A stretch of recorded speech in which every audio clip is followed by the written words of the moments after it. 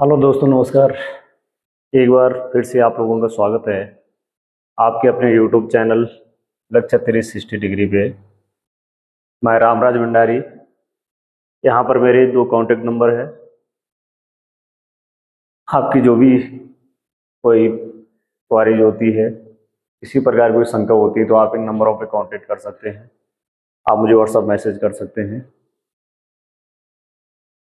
हमने यहाँ पे जो एनसीईआरटी क्लास 6 से 12 की सीरीज शुरू की है, इसमें जो सिलेबस है इतिहास, भूगोल, राजनीति विज्ञान और अर्थशास्त्र, इसकी हमें जो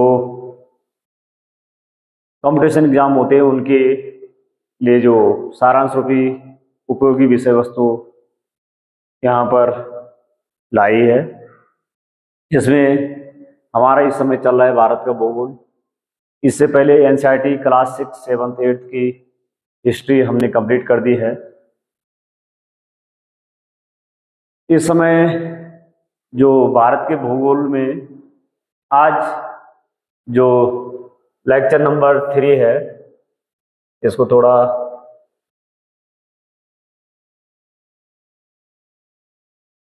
लेक्चर नंबर 3 है, यानी इसमें जो टॉपिक है भारत में अपवाह तंत्र या भारत में नदी तंत्र।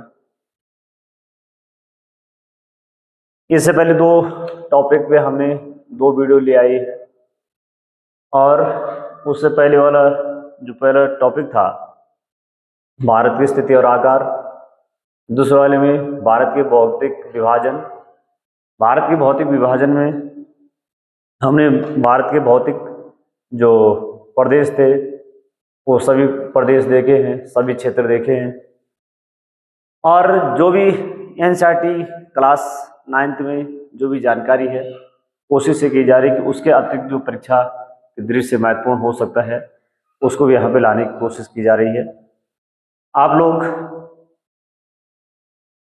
से एक ही रिक्वेस्ट है कि आप लोग इसे अधिक से अधिक लोगों तक जो है शेयर कीजिए।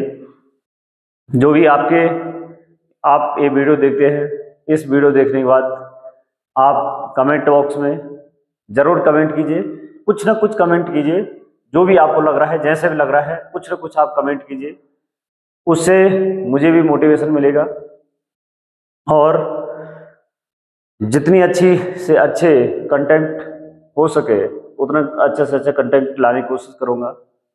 यहाँ पर कोशिश ये की गई है कि जो फैक्ट या तथ्य लाए गए हैं उसको एक श्रृंखला से जोड़ने की कोशिश की गई है, ताकि आपकी समझ बेहतर हो सके। आप सिर्फ परीक्षा की दृष्टि से रट के न जाएं, बल्कि समझ के जाएं। ये मेरा प्रयास है। और हम इस पे सीधे जो टॉपिक है हमारा उस पे चलते हैं। आज जो भारत में अपवाह तंत्र या भारत में नदी तंत्र,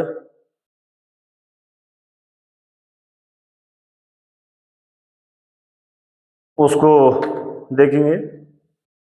और उससे पहले जो पिछले टॉपिक था हमारा, जिसमें हमने भारत के विभिन्न जो भौतिक प्रदेश थे उन भौतिक प्रदेशों को देखा था। और उन भौतिक प्रदेशों में हमने सबसे पहले जो उत्तर की तरफ हिमालय है तो उसको देखा है, उत्तर में हिमालय। फिर जो है हिमालय के दक्षिण की तरफ जो हमारा उत्तरी भारत के मैदान है उनको देखा। उसके बाद हमने पश्चिम की तरफ भारतीय मरुस्थल देखे। दक्कन की तरफ दक्कन का जो पठार था उसको देखा।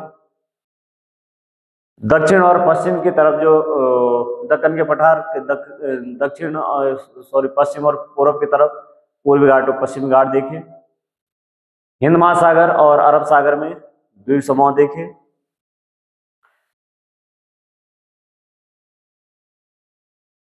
तो इस प्रकार से हमने जो 6 भागों में, और प्रायद्वीपीय पठार, मरुस्थल, तटीय मैदान, द्वीप समूह, तो इस प्रकार से हमने 6 भागों में उसका विभाजन देखा। जो सबसे हिमालय का जब हमने विभाजन देखा तो हिमालय के विभाजन हमने विभिन्न प्रकार से देखा था। सबसे पहले हमने सबसे उत्तर में ट्रांस हिमालय देखा, ट्रांस हिमालय, या इसे हमने पार हिमालय भी कहा। उसके बाद हमने ग्रेट हिमालय देखा, या इसे महान हिमालय, या इस हिमालय को महान हिमालय, या इसे जो है बृहत हिमालय भी कहते हैं, तो बृहत हिमालय देखा, या इसे हिमाद्री भी कहते हैं, तो ये हमने देखा था, हिमाद्री। उसके बाद जो अगली श्रृंखला थी वो हमने मध्य हिमालय देखा, मध्य हिमालय। और मध्य हिमालय को विभिन्न क्षेत्रों में विभिन्न नामों से जानते हैं।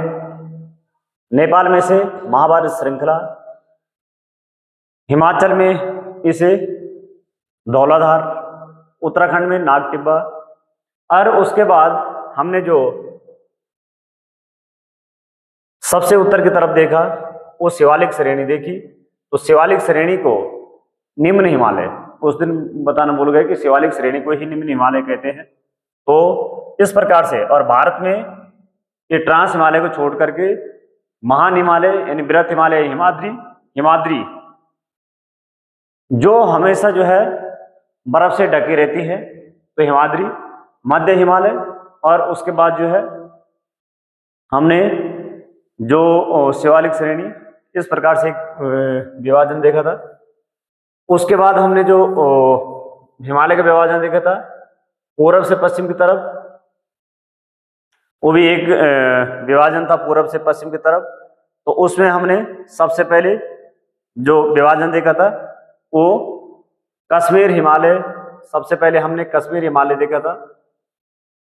उसके बाद कश्मीर हिमालय के बाद जो दूसरा हिमालय था वो हिमाचल या उत्तराखंड हिमालय, हिमाचल या उत्तराखंड हिमालय। उसके बाद हमने यहाँ से नेपाल हिमालय, जो हमें देखना नहीं, वैसे जो है भारत के हिसाब से कोई जरूरी नहीं था। उसके बाद जो है जो उसके आगे था वो असम हिमालय था, तो असम हिमालय। उसके बाद जो है जो एक विभाजन और था वो नदी घाटी के आधार पे था। इधर सिंधु नदी और सतलुज नदी के बीच में जो हिमालय था वो पंजाब हिमालय, सतलज से काली नदी के बीच में हिमालय, एक कुमाऊं हिमालय जिसमें गढ़वाल हिमालय और कुमाऊं हिमालय दोनों आ जाते हैं। सतलुज से तीस्ता नदी के बीच में जो हिमालय था वो नेपाल हिमालय। और इसके आगे हमने देखा जो इसके आगे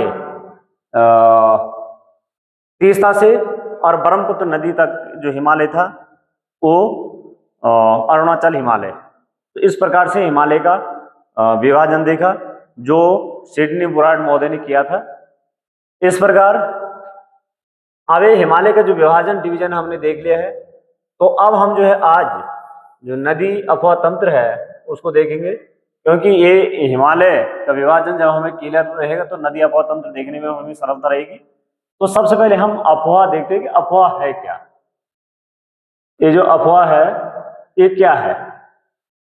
तो अफवाह जो अफवाह है, ये अफवाह शब्द, अफवाह क्या है, इस शब्द का जो है भी पूछा जाता है अफवाह क्या है। तो अफवाह एक क्षेत्र के नदी तंत्र की व्याख्या करता है, एक क्षेत्र के नदी तंत्र की जो है अफवाह व्याख्या करता है। अच्छा, जो हिमालय है, तो हिमालय से यदि प्रश्न इस प्रकार बन सकते हिमालय से हमें क्या लाभ है, तो हिमालय से आप लोगों को ये भी क्लियर होना चाहिए हिमालय से क्या लाभ है।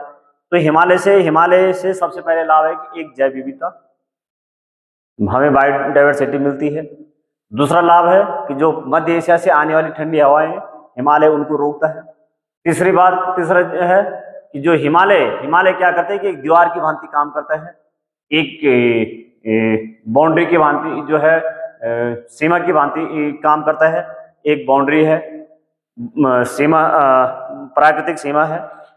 उसके बाद जो है हिमालय बहुत सी जो ये नदियां हैं जो आज हम देखेंगे तो बहुत सी जो सदा नीरा नदियां हैं, उन नदियों को जो है हिमालय वहां से प्रवाहित होती है।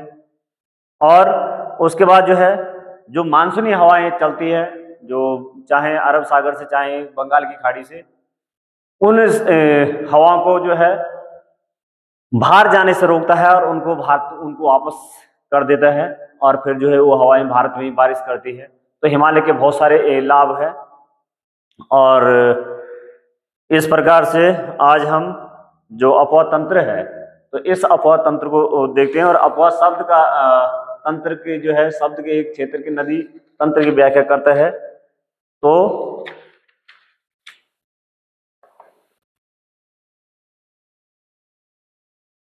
अपवा शब्द एक क्षेत्र के नदी तंत्र की व्याख्या करता है। एक क्षेत्र में जो नदी तंत्र है, एक क्षेत्र में जो नदी तंत्र बना हुआ है, इधर से नदियां बह रही, इधर से बह रही, इधर से बह रही, इधर से बह रही है, तो ये क्या करे कि ये एक अपवा तंत्र है। इसकी व्याख्या करता है कि यहां पर जो है ये धाराएं हैं कुछ, यहां जैसे आ धारा बा धारा यहां पे दिखाई गई है। एक क्षेत्र में जो नदियां बह रही है एक क्षेत्र में, वो सारा क्या है, एक अपवा तंत्र है। अब आगे देखेंगे, नदियां विभिन्न दिशाओं में छोटी छोटी धाराओं में आकर एक साथ मिल जाती है। तो विभिन्न छोटी छोटी धाराओं में आकर के क्या करे, एक साथ मिलती जा रही है। यहां पर पहाड़ों में भी स्थिति है कि जो नदियां हैं तो वो एक नदी क्या होती है, दूसरी नदी से, छोटी नदी बड़ी नदी में जाकर के मिलती रहती है।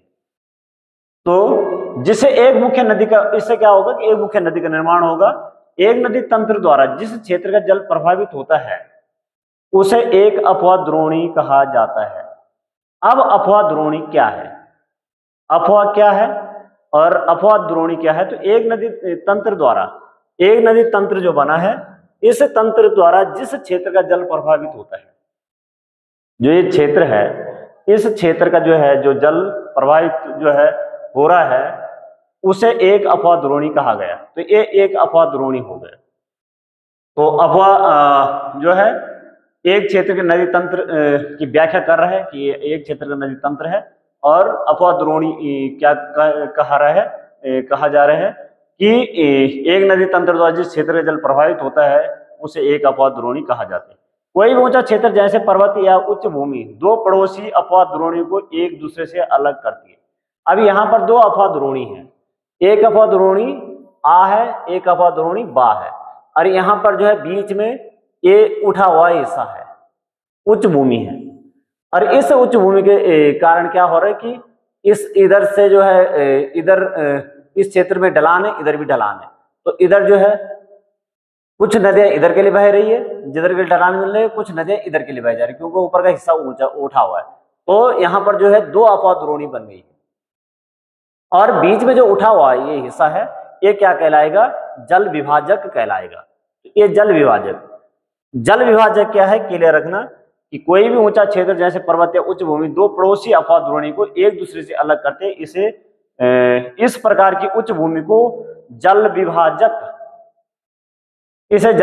कहा जाता है। तो जल विभाजक क्लियर है कि जो है कोई भी उच्च भूमि या जो है वहां पर पर्वत हो या उच्च भूमि हो, जो दो अपवा द्रोणी को अलग कर रही है, वो जल विभाजक कहलाती है। अब यहाँ पे विश्व की सबसे बड़ी अपवा द्रोणी अमेजन नदी की है। तो सबसे बड़ी अपवा द्रोणी विश्व की जो है अमेजन नदी की है। ये भी आप जो है क्लियर रखना कि विश्व की सबसे बड़ी अपवा द्रोणी किस नदी की है। अब हम आए, अभी तो हम सिर्फ जो है बात कर रहे थे कि अपवा है क्या। अब यहाँ पे हम आए हैं, यहाँ पर जो बात करें कि भारत में अपवा तंत्र। अब भारत में अपवा तंत्र देखते हैं। भारत के मुख्य दो भौगोलिक क्षेत्रों से उत्पन्न होने के कारण हिमालय तथा प्रायद्वीप नदियां एक दूसरे से भिन्न है। अब यहाँ पे कहा जा रहा है कि भारत में क्या है कि दो मुख्य जो है भौगोलिक क्षेत्रों में जो है मुख्य दो भौगोलिक क्षेत्रों में विभाजित किया गया है। एक हिमालय से निकलने वाली नदियां और दूसरे जो है प्रायद्वीपीय नदियां। हिमालय से निकलने वाली नदियां और प्रायद्वीपीय नदियां। तो यहाँ पे कहा जा रहा है कि दो मुख्य भौगोलिक क्षेत्रों से उत्पन्न होने के कारण हिमालय तथा प्रायद्वीप। तो हिमालय से निकलने वाली नदियां हिमालय अपवा तंत्र और प्रायद्वीपीय अफवाह तंत्र, या हिमालय नदी द्रोणी और प्रायद्वीपीय नदी द्रोणी। तो यहाँ पर दो प्रकार के अफवाह तंत्र होते हैं, और एक क्या है कि एक दूसरे से भिन्न है। अब एक दूसरे से भिन्न क्यों कहा जा रहा है यहाँ पे? यहाँ पर एक दूसरे से भिन्न इसलिए कहा जा रहा है कि हिमालय की जो नदियां हैं वो नदियां बारहमासी होती है, उसमें हमेशा पानी रहता है। बरसात के सेवन बरसात से पानी आता है, और जो गर्मियों के सीजन में जब जो है बरसात नहीं होती तो हिमालय से जो बर्फ पिघलती है उससे जो है उसमें उनमें पानी रहता है। और जो प्रायद्वीपीय नदी है वो कैसी नदियां होती है कि वो बरसात पे ही निर्भर होती है, और बरसात के समय में उनमें पानी रहते हैं, बरसात के समय उन पे ज्यादा पानी रहते हैं। जैसे गर्मी होती है, सूखा मौसम रहता है, शुष्क मौसम रहता है, उस समय उनका पानी कम हो जाता है, घट जाता है, और वो फिर जो है सूख जाती है। और हिमालय की नदियां, ध्यान रखना, हिमालय की नदियां जो है जो हिमालय से निकल के और समुद्र में जाने तक उनकी यात्रा लंबी यात्रा होती है, और हिमालय की नदियों के जो है घाट चौड़े होते हैं। हिमालय की नदियां लंबी होती है और घाट भी चौड़े होते हैं, और जो प्रायद्वीपीय नदियां हैं उनकी लंबाई कम होती है क्योंकि वो जो है सूख जाती है, और उनके जो है उनके घाट भी संकीर्ण होते हैं। तो ये जो है प्रायद्वीपीय नदियां सिर्फ मानसून पे ही निर्भर होती है। हिमालय की नदियां जो है, हिमालय की नदियों को दो प्रकार से पानी मिलता है, एक जो है बरसात के इस समय में बरसात से पानी मिलता है, और दूसरे जो है जब बरसात नहीं रहती है, गर्मियों का टाइम रहता है, तो उस समय जो है हिमालय से, और उस समय हिमालय की नदियों में और भी ज्यादा पानी रहता है। तो यहाँ जो ये दोनों प्रकार की नदियां हैं, इन नदियों में ये हमने दो प्रकार के इनमें जो है अंतर देखा है। हिमालय की अधिकतर नदियां बारहमासी होती है। हिमालय की दो मुख्य नदियां सिंधु तथा ब्रह्मपुत्र इस पर्वतीय श्रृंखला के उत्तर भाग से निकलती है। अब यहाँ पे दो प्रमुख नदियां की बात की जा रही कि सिंधु तथा ब्रह्मपुत्र इस पर्वतीय श्रृंखला के उत्तरी भाग से निकलती है। अधिकतर प्रायद्वीपीय नदियां मौसमी होती है क्योंकि इनका प्रभाव वर्षा पर निर्भर करता है। तो हिमालय की नदियों की तुलना में प्रायद्वीपीय नदियों की लंबाई कम तथा छिछली होती है, यहाँ पर स्पष्ट किया गया है। और यहाँ पर जो हिमालय की नदियां हैं, तो यहाँ पर जो दो मुख्य नदियां सिंधु और ब्रह्मपुत्र, इन नदियों को, पर्वतीय नदियों को उत्तरी भाग से निकलती है, और ये दोनों नदियां क्या करती है, गॉर्ज का निर्माण करती है। और गॉर्ज आप लोग देख रहे होंगे, ये जो है पहाड़ियों को काट काट करके जो है अपने तल को नीचे करती है। तो इस प्रकार से गॉर्ज का निर्माण करती है। हिमालय की नदियां में दो मुख्य नदी जो है सिंधु और ब्रह्मपुत्र, ये दोनों नदियां क्या करती है, गॉर्ज का निर्माण करती है। सभी नदियां जो है इनको काटती है, लेकिन ये दोनों नदियां जो है गॉर्ज का निर्माण करती है। तो पूछा जा सकता है कि कौन सी नदी जो है गॉर्ज बनाती है, तो सिंधु और जो है ब्रह्मपुत्र दोनों नदियां गॉर्ज बनाती है। अब हम अभी देखेंगे कि कौन कौन से गॉर्ज है।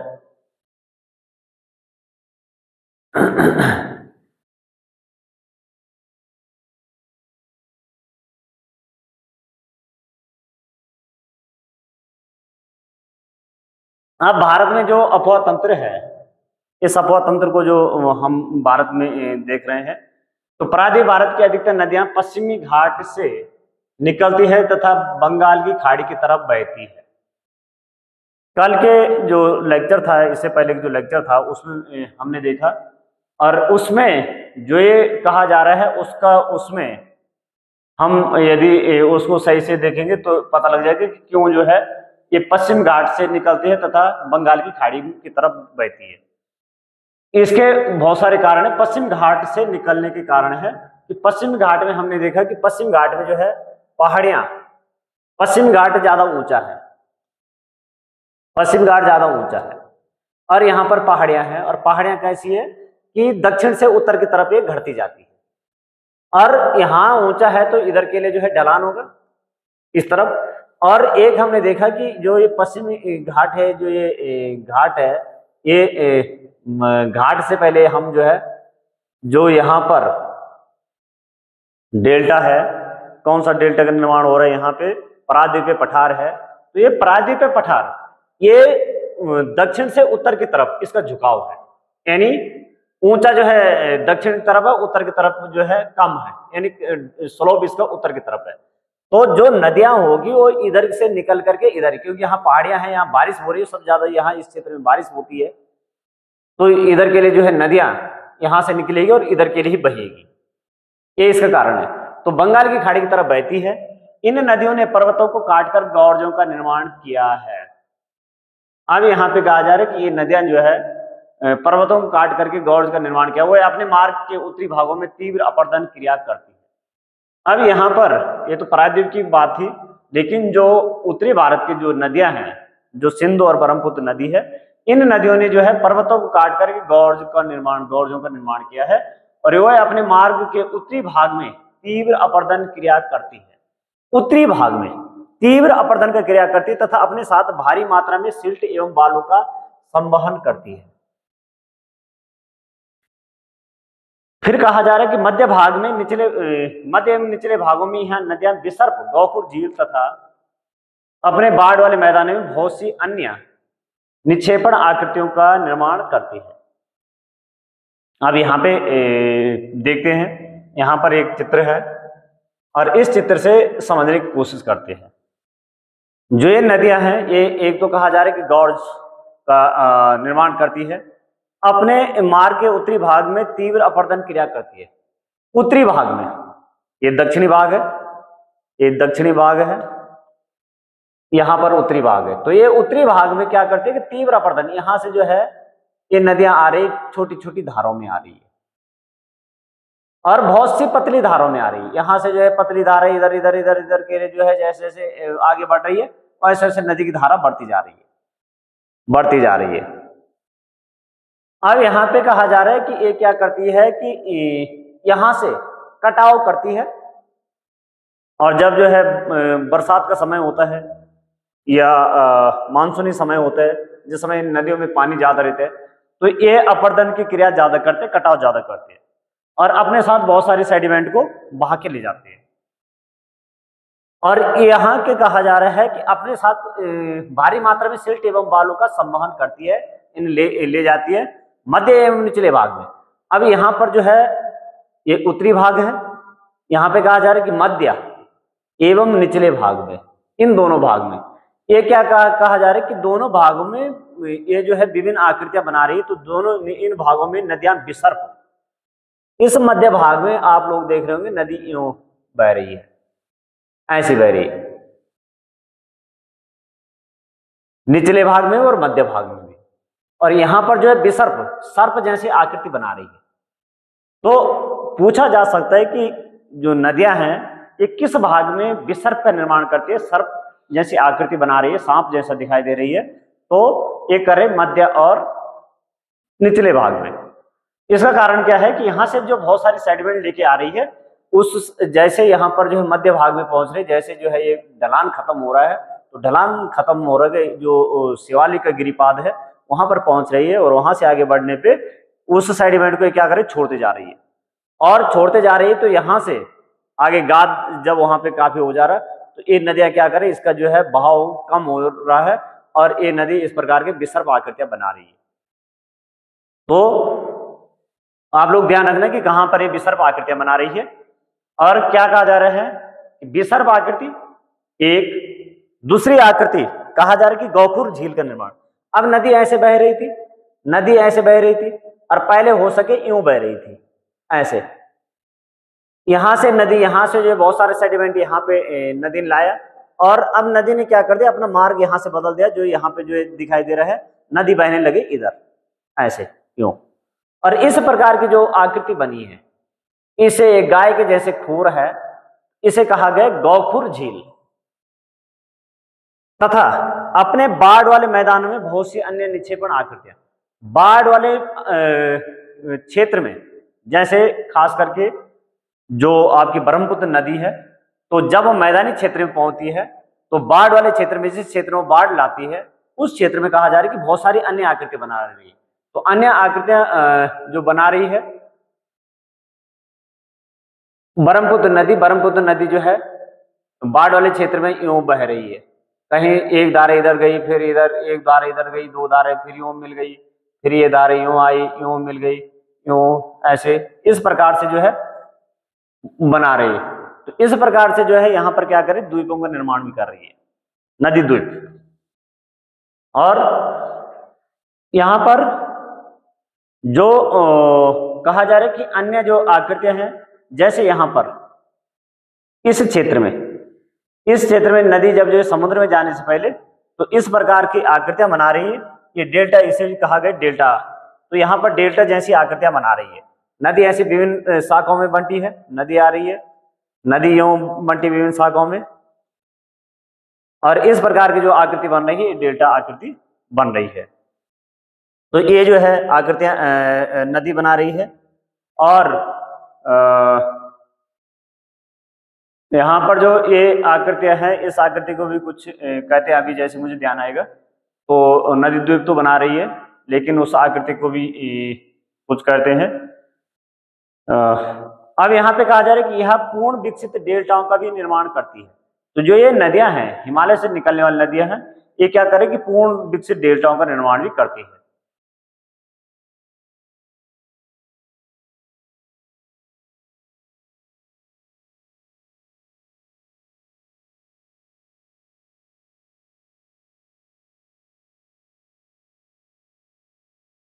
अब यहाँ पे जो भारत की मुख्य नदियां और झीलें यहाँ पे कुछ दिखाई गई है।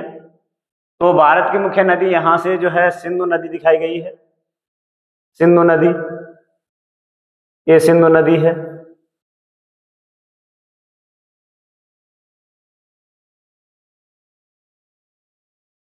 और यहाँ पर नदी दिखाई गई है, झेलम नदी दिखाई गई है। इधर जो है चेनाब नदी दिखाई गई है, इधर जो है रावी नदी दिखाई गई है, इधर जो है ब्यास नदी दिखाई गई है, इधर जो है सतलुज नदी दिखाई गई है। तो ये जो है एक नदी तंत्र, ये सिंधु नदी तंत्र हो गया, ये हो गए सिंधु नदी तंत्र। अब जो ये सिंधु नदी तंत्र है, इस सिंधु नदी तंत्र को ही हम थोड़ा से देखते हैं। जो सिंधु नदी तंत्र है, इसे को पहले देखते हैं।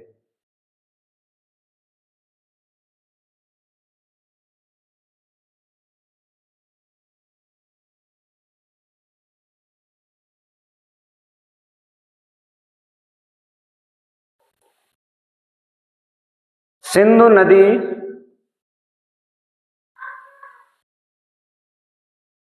इस प्रकार से जो है निकल रही है, और सिंधु नदी जो है जो निकल रही है, ये कैलाश मानसरोवर झील के समीप से निकले। कैलाश जो श्रेणी है, तो कैलाश जो श्रेणी वहां पे कैलाश मानसरोवर से निकल रही है, और इसका उद्गम स्थल है बोखरचू ग्लेशियर, जहां से निकल रही है बोखरचू ग्लेशियर।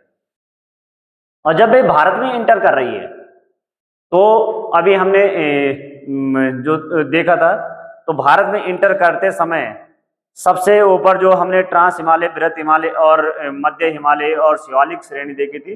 और फिर जो है दूसरे प्रकार से यदि हम हिमालय का देखेंगे, तो यहाँ पर जो है काराकोरम,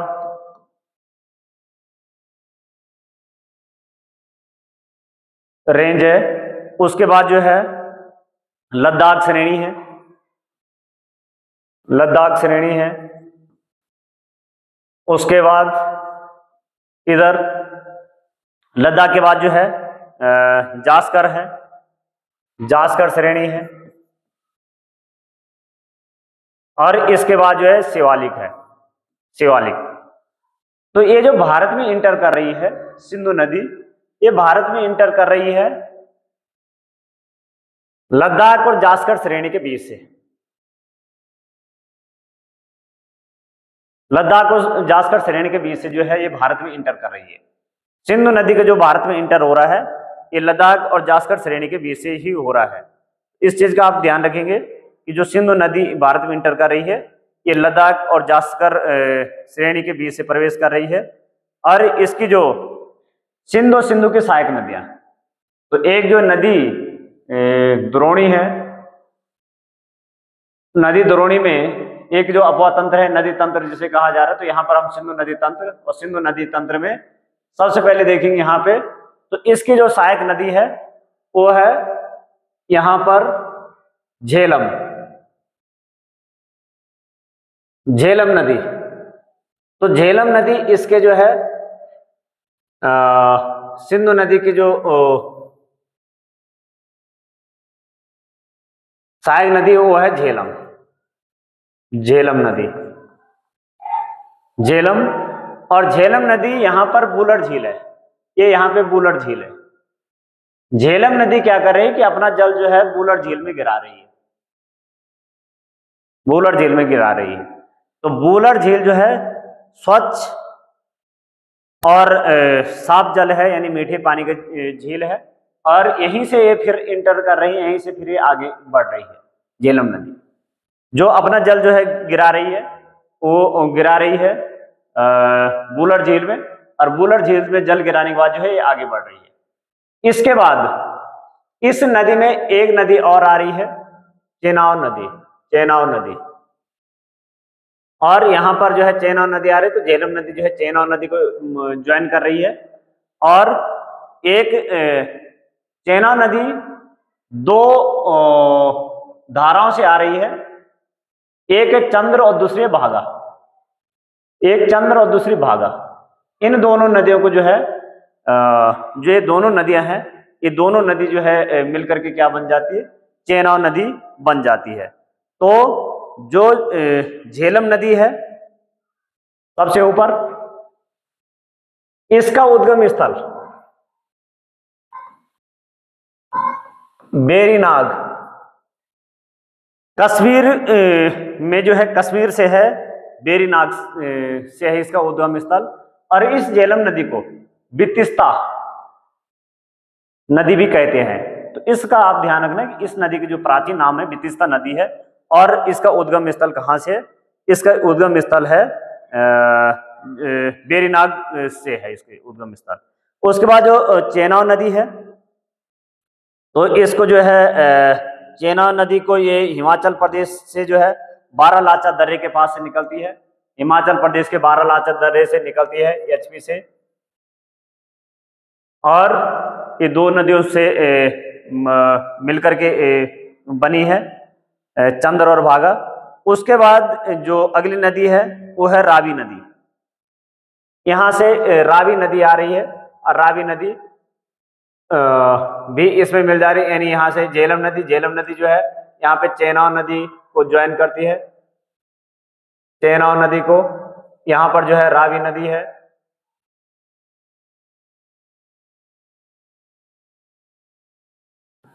रावी। और रावी नदी जो इसका प्राचीन नाम है वो पुरुषणी नदी है, और ये जो है रोहतांग दर्रे, ये भी रोहतांग दर्रे से निकल रही है, एचपी से। उसके बाद जो अगली नदी है वो है ब्यास नदी, ब्यास नदी, ब्यास। और ब्यास नदी का उद्गम स्थल भारत से में ही है, और भारत में ही ये जो है दूसरी नदी में विलीन होती है। इन नदियों में, सभी नदियों में, या तो ये जो है भारत के किसी भाग से निकल रही है और पाकिस्तान के वाले हिस्से में जाकर के किसी दूसरी नदी में विलीन हो जा रही है, और या तो जो है भारत में किसी नदी में विलीन हो रही है, और जो है वो भारत के बाहर से किसी दूसरी जगह से निकल रही है, या तिब्बत से निकल रही है। तो ये जो है यहाँ पर ब्यास नदी, जो सतलुज नदी है सबसे लास्ट में, अंतिम नदी सतलुज नदी, तो सतलुज नदी में ये जो है ब्यास नदी निकल रही है। और यहाँ पर जहां पर ये जो है आपस में मिल रही है, यहाँ पे बन रखा है हरिके बैराज, यहाँ पर हरिके बैराज बन रखा है। ब्यास नदी और सतलुज नदी जहां पर आपस में मिल रही है, यहाँ पर सतलुज जो है हरिके बैराज बन रहा है। और ब्यास नदी पे पोंग बांध बना हुआ है, पोंग बांध, पोंग जो है बांध बन रखा है इस पे, सतलुज नदी पे। और इसके बाद जो है सबसे उत्तर की तरफ ब्यास नदी पे बन रखा है पोंग बांध, सॉरी मैंने सतलुज यदि कहा होगा, तो सबसे उत्तर की तरफ है सतलुज नदी, सतलुज नदी। ये सतलुज नदी भी जो है ये नदी भी कैलाश मानसरोवर के पास से निकल रही है, राकसताल से। तो कैलाश मानसरोवर के पास से निकल रही है राकसताल से,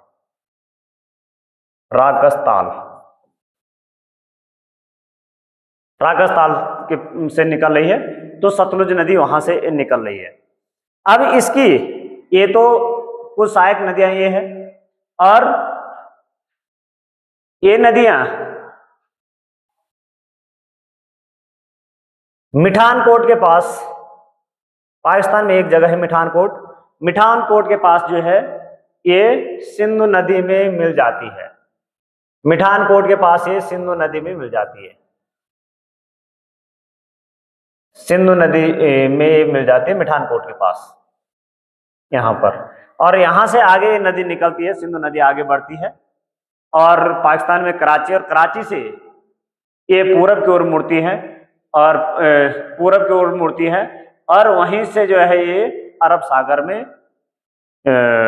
मिल जाती है, वहीं से जो है अरब सागर में प्रवेश करती है। तो यहाँ पर सिंधु नदी की जो जर्नी है ये काफ़ी लंबी है, और यहाँ ये पहुँच जाती है। इसमें जो ये पंच नद है, तो ये पंच नद जो है मिलती है मिठानकोट के पास सिंधु नदी में। सिंधु नदी आगे बढ़ती है और आगे बढ़ करके ये पाकिस्तान में कराची के आगे से जो है पूरब की ओर मुड़ती है, और ये फिर जो है अरब सागर में अपना जल गिराती है। अब ये तो इतना तो हमने इसमें सिंधु नदी के देखा, लेकिन इसकी जो कुछ और नदियां भी है, कि इसकी जो कुछ अन्य सहायक नदियां हैं, तो इसके जो सहायक नदियां हैं बोकरचोस झील से ये निकल रही है, कैलाश मानसरोवर श्रेणी से, और इसकी जो अन्य सहायक नदियां हैं, तो अन्य सहायक नदियां हैं इसकी सिगार,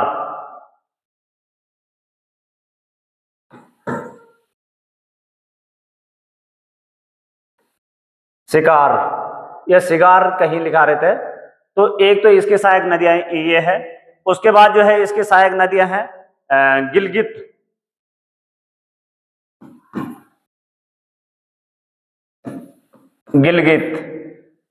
उसके बाद जो है इसकी कुछ अन्य सहायक नदियों में श्योक, एक सहायक नदी है इसकी श्योक, और इसकी जो सहायक नदी है नुब्रा है। उसके बाद जो है काबुल, एक सहायक नदी है इसकी काबुल, नुब्रा है, काबुल है। तो इस प्रकार इसकी सहायक नदियां हैं काबुल। अब इस जो ये नदियां हैं नदी द्रोणी है, तो इन जो ये नदियां हैं, तो इसमें एक प्रकार से और प्रकार से प्रश्न बनते हैं, और अभी हम इसमें और भी देखेंगे कि कौन सी नदी उत्तर से आकर के मिल रही है, या कौन सी नदी जो है दक्षिण की तरफ से आकर के मिल रही है, या जो है ये सिंधु नदी जो इसकी जर्नी है। तो इसमें जैसे यहाँ पे गिलगित है, यहाँ पे जो है श्योक नदी है, काबुल नदी है, सिगार नदी है, ये किस तरफ से आकर के मिल रही है, या यहाँ पर जो है ये जो पंचनद है ये किस तरफ से आकर के मिल रही है। तो हमें ये देखना है कि नदी जिस तरफ जा रही है, नदी जिस तरफ बह रही है, उसके बहने के डायरेक्शन की तरफ हमें भी अपना मुँह करके देखना है। और जिधर के लिए हमारा जो है दाएं होगा उधर वो दाएं तरफ होगा नदी का भी, और जिधर हमारा बाएं होगा वो नदी का बाएं तरफ होगा। तो यानी हमारा जो हम नदी ऐसे में बह रही है और हमारा जो है मुँह भी इधर के लिए होगा, तो इस तरफ से नदी का दाएं होगा, और इस तरफ से जो बाएं, जो भी जितनी नदी इस तरफ से मिलेगी ये सब बाएं तरफ से मिलेगी, और जितनी नदी इस तरफ से मिलेगी ये दाएं तरफ से मिलेगी। तो आप लोगों को जो है सिर्फ परीक्षा में यही देखना है कि किस तरफ से कौन सी नदी वो जो है मिल रही है, वही नदी का दाएं और बाएं होगा। तो ब्यास नदी, यहाँ पर जो ब्यास नदी है इसका उद्गम ब्यास कुंड से है, इसका उद्गम। और सतलुज नदी का हमने देख लिया है कि सतलुज नदी का उद्गम कहाँ से है, राकस ताल से है। उसके बाद जो है इसमें कुछ और देख लेते हैं। तो इसमें ब्यास नदी पे ब्यास डैम है, ब्यास बांध है। यहाँ पे सतलज नदी पे भाखड़ा नागल बांध, इस सतलज नदी पे भाखड़ा नागल बांध बना हुआ है। और यहाँ पे जो हरके है, हरके बैराज है, हरके बैराज से ही इंदिरा नहर, इंदिरा गांधी नहर निकाली गई, जो राजस्थान पंजाब इत्यादि के लिए सिंचाई के लिए वो निकाली गई है। तो यहाँ पर हरके बैराज से, हरके बैराज यहाँ पे बना हुआ है। और इस पे जो सतलुज नदी है, तो सतलुज नदी पे जो बांध है भाखड़ा नागल बांध है, और भाखड़ा नागल बांध के जो पीछे जलाशय बना हुआ है, उस जलाशय का नाम है गोविंद सागर, उस जलाशय का नाम है गोविंद सागर। सबसे ऊपर जो नदी है झेलम नदी, तो झेलम नदी पे जो भी बांध बने हुए हैं, तो झेलम नदी पे उरी बांध बना हुआ है, तुलबुल बांध बना हुआ है, इसमें जो है बांध बना हुआ है, किशन गंगा परियोजन बना हुआ है, वहां उसकी जो एक सहायक नदी है किशन गंगा, तो उसी पे जो है किशन गंगा प्रोजेक्ट बना हुआ है। चेनाब नदी, तो चेनाब नदी पे राफले बांध बना हुआ है, बगलिहार प्रोजेक्ट है, दुलस्ती प्रोजेक्ट है, तो ये जो है चेनाब नदी पे है। और उसके बाद जो है जो रावी नदी है, तो उसमें रंजी सागर बांध बना हुआ है। और इस प्रकार से जो है हमारा ये सिंधु नदी तंत्र है, ये हमने देख लिया है कि सिंधु नदी तंत्र ये किस किस नदी, कौन कौन सी इसकी सहायक नदियां हैं, और कहां कहां से जो है जल ग्रहण कर रहे हैं और कहां ये अपना जल गिरा रही है। यहाँ पर गोविंद सागर यहाँ पे दिखाया गया है। तो जो यहाँ पर सबसे नीचे सतलज नदी, इसमें जो है गोविंद सागर जो झील बनी है, तो गोविंद सागर झील इस सतलज नदी पे ही बन रखी है। और सतलज नदी पे जो बांध बन रखा है वो भाखड़ा नागल बांध, और उसी पे जो है गोविंद सागर झील बनी, उसके पीछे जो झील बन रखी है गोविंद सागर झील बन रखी है। इसके बाद देखते हैं कि आगे क्या कहा जा रहा है।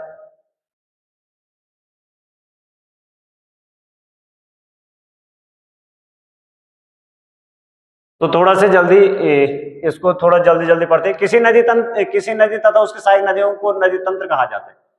किसी नदी और उसकी सहायक नदियों को एक नदी तंत्र, नदी और उसकी सहायक नदी को नदी तंत्र कहा। अब यहाँ पे सिंधु नदी तंत्र देखिए। सिंधु नदी का उद्गम मानसरोवर झील के निकट तिब्बत में है। तो तिब्बत में जो है हमने देखा था कि कैलाश मानसरोवर के निकट जो है तिब्बत से ये निकल रही है। जो झील थी बोकर झील से जो है निकल, बोकर जो हिमनद झील नहीं, सॉरी हिमनद हिमानी समझ लो, तो उससे निकल है, ग्लेशियर से निकल है। पश्चिम की ओर बहती हुई यह नदी भारत में लद्दाख से प्रवेश करती है। तो ये भारत में लद्दाख से प्रवेश करती है, दमचोक नामक स्थान से, दमचोक नामक स्थान से प्रवेश करती है भारत में, लद्दाख से जो है प्रवेश करती है। और ये जो है हमने जो है श्रेणियां देखी थी कि किन किन श्रेणियों के जो है बीच से निकल रही थी। तो ये जो जास्कर और लद्दाख श्रेणी के बीच से वो निकल रही है। इस भाग में यहाँ बहुत ही सुंदर दर्शन या गॉर्ज का निर्माण करती है। तो वहां पर जो है एक जो है गॉर्ज का निर्माण करती है। इस क्षेत्र में बहुत सी सहायक नदियां जैसे जास्कर, नुब्रा, श्योक तथा हुंजा इस नदी में मिलती है। तो ये जो है सारी नदियां इसमें मिलती है। सिंधु नदी बलूचिस्तान तथा गिलगित में से बहते हुए, तो गिलगित में जो है गिलगित से बहते हुए, वहां पे गिलगित नदी भी इसमें मिलती है, बहते हुए अटक में पर्वतीय क्षेत्र से बाहर निकलती है। तो पर्वतीय क्षेत्र से जो है बाहर निकलती है अटक में, पाकिस्तान वाले क्षेत्र में ये अटक से जो है बाहर निकलती है।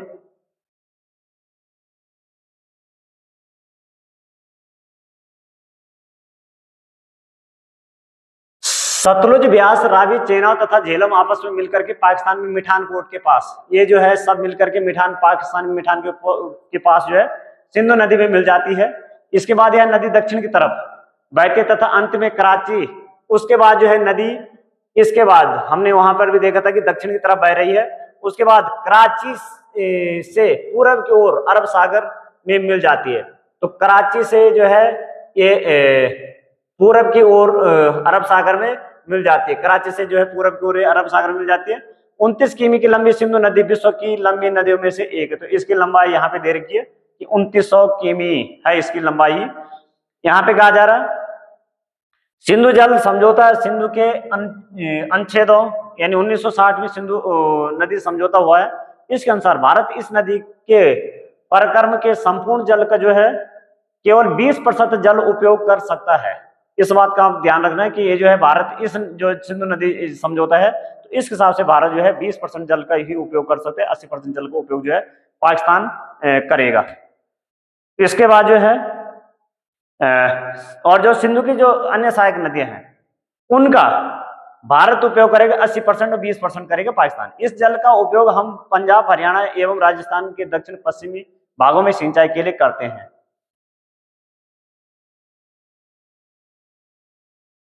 अब भारत में अपवाह तंत्र में हम देखते हैं कि जो गंगा नदी है, गंगा नदी का अपवाह तंत्र देखते हैं।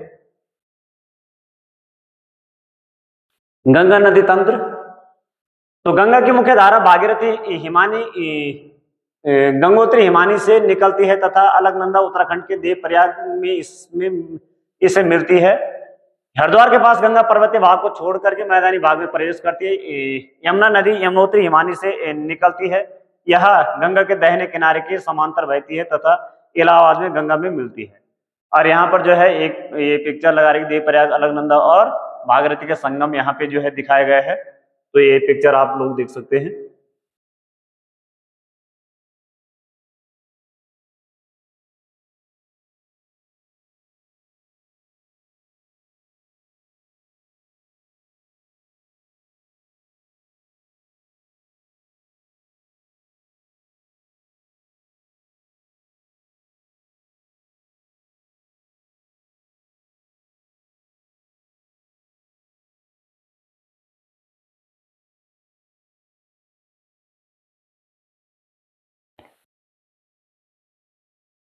अब यहाँ पे जो गंगा नदी तंत्र है, तो गंगा नदी तंत्र को देखते हैं कि गंगा नदी तंत्र के बारे में क्या कहा जा रहा है कि गंगा नदी तंत्र अपनी यात्रा जो गंगा, इसकी यात्रा इतनी सरल नहीं है।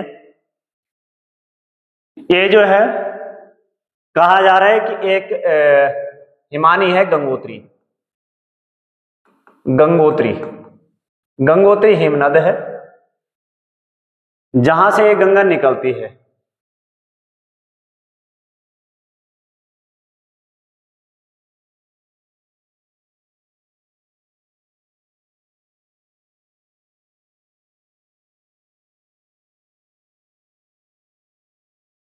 गंगोत्री हिमनद से एक गंगा निकलती है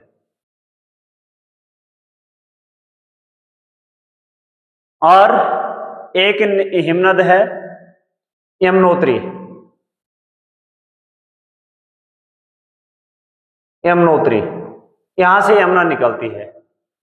और एक जो है हिमनद है सतोपंथ,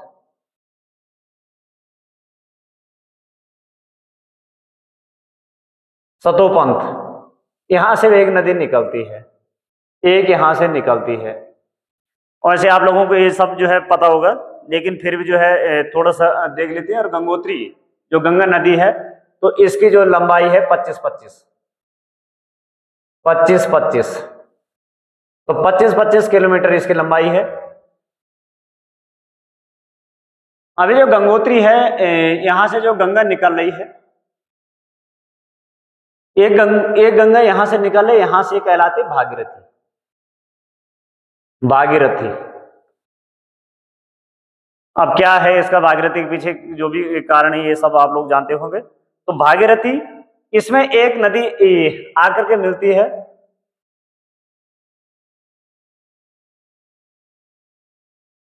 जिसका नाम है भील गंगा, भील गंगा या उसे भिलंगना भी कहते हैं। और यहीं पे है टिहरी बांध, टिहरी डैम, टिहरी बांध। अब इसमें जो ये सतोपंथ ग्लेशियर है यहां से निकल रही है अलकनंदा, अलकनंदा यहां से निकले अलकनंदा। और जो ये अलकनंदा निकल रही है, इस अलकनंदा पे एक नदी आ रही है यहां से, ये है नंदाग्नि, ये सॉरी सबसे पहले इसमें आ रहे धौली गंगा, और धौली गंगा इस अलकनंदा को में मिल रही है और यहाँ पे बन रहा है विष्णु प्रयाग, विष्णु प्रयाग। इसके बाद जो है इसमें एक और नदी आके मिल रही है और उस नदी का नाम है नंदाकिनी, और यहां पे बन रहा है नंद प्रयाग, नंद प्रयाग, प्रयाग। तो यहाँ पे नंद प्रयाग बन रहा है, नंदाकिनी। और इसके बाद जो है एक और नदी आकर के मिल रही है, ये है पिंडर, और यहाँ पे बन रहा है कर्ण प्रयाग, कर्ण प्रयाग। और यहां से जो है एक नदी और इसमें आकर के मिल रही है, और वो है मंदाकिनी, जो केदारनाथ से आ रही है, और जो चौरीवाड़ी ग्लेशियर केदारनाथ वहां से आ रही है, और यहां पर बन रहे रुद्र प्रयाग, रुद्र प्रयाग। अब यहां पे जो ये बिलंगन आ रही है, ये टिहरी से खतलिंग ग्लेशियर है, खतलिंग ग्लेशियर से आ रही है, यहां से निकल रहे, और टिहरी में जो है ये भागीरथी भी मिल रही है। उसके बाद ये नदी गंगा में मिल जाती है, यानी भागीरथी भी मिल जाती है, अभी गंगा नहीं है, भागीरथी मिल जाती है। और यहां पर जो है एक प्रयाग और बनते हैं, देव प्रयाग, देव प्रयाग। यहां तक तो इसकी जर्नी ये है। अब देव प्रयाग से आगे ये हरिद्वार आगे बढ़ती है, हरिद्वार से ये यू टर्न लेती है और मैदानी क्षेत्र में प्रवेश कर जाती है, और हरिद्वार से आगे यू टर्न लेकर के मैदानी क्षेत्र में प्रवेश करती है। तो यहां तक तो हमने इसको देख लिया है। अब यहां से आगे इधर थोड़ा से देखते हैं। तो यहां से आगे जब हरिद्वार से आगे गंगा निकलती है, तो ये गंगा हरिद्वार से आगे निकल रही है, और हरिद्वार से आगे निकलने पे इसमें जो और नदियां आती है, तो इसमें एक नदी आती है इस साइड से, रामगंगा, रामगंगा, रामगंगा। उसके बाद जो है इसमें जो और नदियां आ रही है, वो आ रही है इसमें वरुणा, वरुणा। उसके बाद इसमें आ रही कोसी, और कोसी जो नदी है ये नेपाल से आ रही है, रामगंगा गढ़वाल से आ रही है। ये कोसी वरुणा ये नेपाल से आ रही है, और कोसी जो है ये सप्तकोशी, 7 नदियों से मिलके आती है, और ये सप्तकोशी कहलाती है। और इसकी जो सबसे सहायक नदी है ये है वरुणा। तो सप्तकोशी जो है, जो सबसे सहायक नदी है वो वरुणा है। उसके बाद जो है इसमें आ रही है घग्गर, तो घग्गर नदी इसमें आ रही है। और बिहार में एक जिला है छपरा, और छपरा जिले में जो है घग्गर इसमें मिल रही है। तो घग्गर जो नदी है वो काली और गौरी नदी, काली और गौरी नदी 2 नदियां आती, काली एक नदी आती, काली एक नदी आती गौरी, और ये दोनों मिलकर के जो है शारदा नदी कहलाती है। आगे ये जो है जब अवध वाले क्षेत्र में जाती है, तो ये सरयू नदी, यही नदी सरयू कहलाती है। और ये जो है बिहार में छपरा के पास जो है इसमें मिल जाती है। उसके बाद जो है इस नदी में एक नदी और आती है, गंडक नदी, ये भी नेपाल से आती है। उसके बाद जो है इसमें कोसी नदी। इसके बाद सबसे अंतिम नदी इस तरफ से आने वाली, इसमें है महानदी, महानदी सबसे अंतिम नदी, महानंदा। जो इसमें सबसे अंतिम आने वाली नदी है वो है महानंदा। तो महानंदा है सबसे अंतिम। तो अब हम इसको जो है देखें कि जो ये सारी नदी ऊपर की साइड से जो आ रही है, जितनी हमने दिखाई है, ये जो है इसके दाएं तरफ से आ रही है, बाएं तरफ से इसमें मिल रही है। तो दाएं तरफ से मिल रही है, बाएं तरफ से मिल रही है। तो जो नदी जो है ऐसे में बह रही है, तो ऊपर इस तरफ हम मुहा इसका है, मुहाना है इसका इस तरफ। तो इधर के लिए जो है देखेंगे हम इधर मुहा करके, तो ये हमारा जो है ऊपर की साइड के लिए बाएं हो जाएगा, नीचे दाएं हो जाएगा। तो ये जो यमुना नदी है यहाँ से निकल रही है, यमुना नदी, ये इसके दाहिनी साइड से मिल रही है, और ये ऊपर से सारी नदी आने वाली ये जो है बाएं साइड से मिल रही है। इस चीज का आप लोग ध्यान रखना। तो इसके बाद आगे की इसका जो है आगे की जर्नी देखते हैं, और इसको थोड़ा से जो है इसे इधर का हटा देते हैं।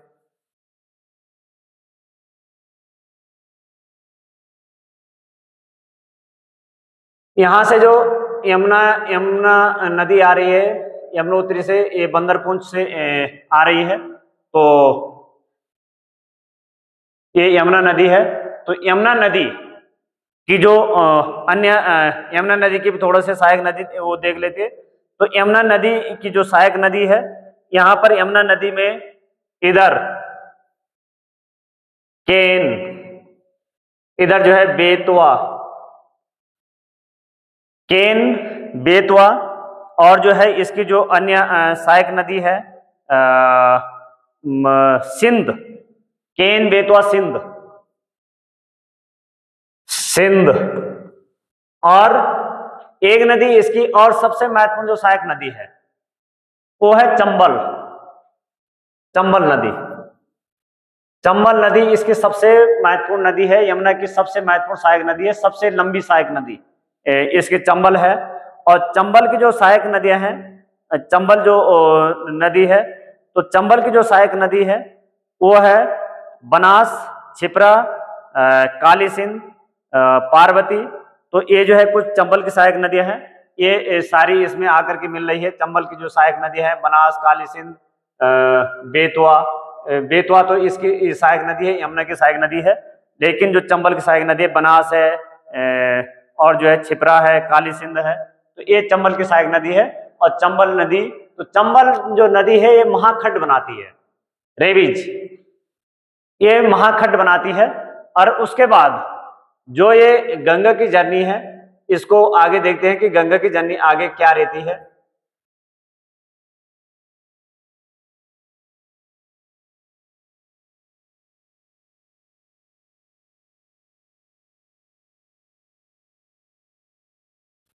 तो गंगा की जर्नी हमने देख लिया कि गंगा की जर्नी जो है जो बाएं तरफ से इसके जो है सबसे बाएं तरफ महान जो नंदा है वो आगे मिल रही है। और इसमें हमने जो यमुना नदी और यमुना नदी, जो गंगा नदी है और यमुना नदी है, ये आकर के इसमें जो है इलाहाबाद में इससे इसको ज्वाइन कर रही है, इलाहाबाद में से बन रही है। यहाँ पे जो है प्रयागराज, यहाँ पे प्रयागराज में यहाँ पे मिल रही है। और यहाँ से आगे जो इसमें जो है फिर कुछ दाएं तरफ से और नदी है, तो इसमें दाएं तरफ से नदी जो आती है एक, अच्छा यहाँ पे यमुना की एक नदी, यहाँ पे एक नदी है इसकी सहायक नदी टोंस, टोंस भी इसकी सहायक नदी है। और टोंस है, एक नदी है हिंडन, हिंडन भी इसकी सहायक नदी है, ये इस तरफ से आगे की मिलती है। इस तरफ से जो सहायक नदी है यहाँ से भी एक जो है टोंस है, ये दक्षिणी टोंस है, दक्षिणी टोंस, ये गंगा की सहायक नदी है। और यहाँ पे सोन, अमरकंटक से निकलने वाली सोन नदी, तो सोन नदी गंगा की सहायक नदी है। और जो है ये जो सोन नदी है गंगा की सहायक नदी, ये पटना के पास गंगा से मिल रही है। इसके बाद जो है इसमें जो अन्य सहायक नदी है, तो इसके बाद जो है गंगा जब आगे बढ़ती है तो यहाँ पर एक जगह आते फरका, पश्चिम बंगाल में एक जगह फरका है, तो फरका, यहाँ पे फरका बैराज है। और फरका बैराज से जो है गंगा दो भागों में बढ़ जाती है, एक दो ट्रिब्यूटरी इसकी हो जाती, एक बहती है जो है बांग्लादेश की तरफ, और एक जो है पश्चिम बंगाल की तरफ बहती है। और ये जो पश्चिम बंगाल की तरफ बहती है ये हुगली है, हुगली। तो एक जो है इसकी धारा पश्चिम बंगाल में बहती है जो हुगली है, और इधर जो है जो बहती है ये कुछ समय के लिए ये भागीरथी, फिर से भागीरथी नाम, तो दो बार इसका नाम भागीरथी होता है, स्टार्टिंग में नाम भागीरथी होती है और जो है अंतिम में जो है बंगाल की खाड़ी में गिरने से पहले इसका नाम जो है भागीरथी रहता है। तो बांग्लादेश में जो है इसका नाम कुछ समय के लिए भागीरथी रहता है। उसके बाद जब ये आगे बढ़ती है तो आगे बढ़ने पे जो ब्रह्मपुत्र नदी है, और ब्रह्मपुत्र नदी जब अरब सागर की तरफ आती है तो इस नदी के नाम, इस नदी के नाम जो हो जाते हैं वो जमुना हो जाते हैं, ब्रह्मपुत्र के नाम जो है जमुना हो जाते हैं। जब ये बांग्लादेश में इंटर करती है तो जमुना के नाम से एंटर करती है, जमुना। और इसका नाम हो जाता है, जो ये भागीरथी है इसका नाम हो जाता है पद्मा, इसे पद्मा के नाम से जाना जाता है आगे। और ये जो है फिर आगे ये जो है इसमें बढ़ती है, और फिर जो है ये आगे बढ़ करके इसमें एक और नदी आती है, और ये जो है नदी म्यांमार वाले साइड से आती है, और ये नदी आती है मेघना। मेघना, तो मेघना नदी जो है फिर ये जो है पद्मा नदी जब आगे बढ़ती है तो ये जमुना के नाम से आगे बढ़ती है, और यहाँ पर ये जो मेघना में मिलती है, और ये मेघना में मिलने पे ये जो है ये फिर मेघना कहलाती है, और मेघना के नाम से ये जो है बंगाल की खाड़ी में अपना जल गिराती है, और मेघना के नाम से जो है ये अंतिम जो है जो इसकी यात्रा है ये मेघना के नाम से जानी जाती है। और यहाँ पर जो डेल्टा का निर्माण करती है मेघना, जो डेल्टा का निर्माण करती है, तो बंगाल की खाड़ी में मेघना के नाम से गिरती है, और वहां पर सुंदरबन डेल्टा का निर्माण करती है। और उसके हम आगे देखेंगे कि सुंदरबन उसका नाम क्यों, सुंदरबन जो है वहां पे सुंदरी जो वृक्ष है उसके नाम पे उसका नाम पड़ा है। तो एक गंगा की कुछ जर्नी है, और इन नदियों पे कौन कौन से प्रोजेक्ट, कौन कौन से क्या क्या है वो हम जो है फिर देखेंगे। तो अभी हम इसमें जो है आगे बढ़ते हैं, इसके बारे में अब क्या है, लिखा क्या गया है। तो गंडक, घाघरा, गंडक तथा कोसी नेपाल हिमालय से निकलती है। प्रायद्वीपीय उच्च भूमि से आने वाली मुख्य सहायक नदियां चंबल, बेतवा, सोन और अर्धशुष्क क्षेत्रों से निकलती है। बाएं तथा दाहिनी किनारों की सहायक नदियों के जल से परिपूर्ण होकर गंगा पूर्व दिशा में पश्चिम बंगाल के फरका तक बहती है। यह गंगा डेल्टा का सबसे ऊपरी बिंदु है। तो गंगा डेल्टा का सबसे ऊपरी बिंदु ये फरका वाला क्षेत्र वाला है। यहाँ पे यह नदी दो भागों में बन जाती है, भागीरथी, हुगली। एक जो है इसका जो है एक भाग, इसका जो है एक हिस्सा इसके भागीरथी कहलाता है, दूसरा हुगली, जो उसकी एक सहायक वितरिका है, दक्षिण की तरफ बहती है। तो जो ये हुगली है ये दक्षिण की तरफ बहती है, और भागीरथी जो है पूरब की तरफ बहती है, पूरब दक्षिण की तरफ जाती है, तथा डेल्टा के मैदान से होते हुए बंगाल की खाड़ी में मिल जाती है। मुख्य धारा दक्षिण की ओर बहती हुई, जो मुख्य धारा इसकी है दक्षिण की ओर बहती बांग्लादेश में प्रवेश करती है। जो ये मुख्य धारा है ये बांग्लादेश में प्रवेश करती है। ब्रह्मपुत्र नदी इससे आकर मिल जाती है। तो ब्रह्मपुत्र नदी आकर मिल जाती है, जो हमने जो है देखा कि वो जो है जमुना के नाम से जानी जाती है, और ये जो है पद्मा के नाम से जानी जाती है।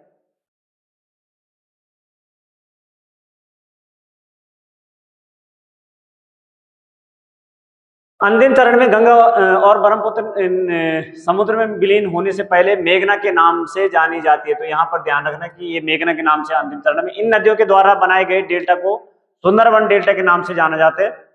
गंगा की लंबाई 2500 किमी से अधिक, यानी 25-25 जो है, कहीं पे 25-10 भी मिलेगा, लेकिन 25-25 एनसीईआरटी बुक में है। अंबाला नगर सिंधु तथा गंगा नदी तंत्रों के बीच जल विभाजन का काम करते। तो गंगा और जो है सिंधु नदी के बीच में अंबाला नगर जो है जल विभाजन काम। तो कौन सा नगर ऐसे जो गंगा और सिंधु नदी के बीच में जल विभाजन काम करते हैं? तो सुंदरबन डेल्टा का नाम वहां पाए जाने वाले सुंदरी पादप से लिया गया है। सुंदरबन डेल्टा विश्व का सबसे बड़ा एवं तेजी से वृद्धि करने वाला डेल्टा है। यहाँ रॉयल टाइगर भी पाए जाते हैं, ध्यान रखना। रॉयल टाइगर जो है सुंदरबन डेल्टा में पाए जाते हैं पश्चिम बंगाल में। तो इस जो है डेल्टा में रॉयल टाइगर भी पाए जाते हैं। तो इस चीज का आप लोग जो है ध्यान रखना।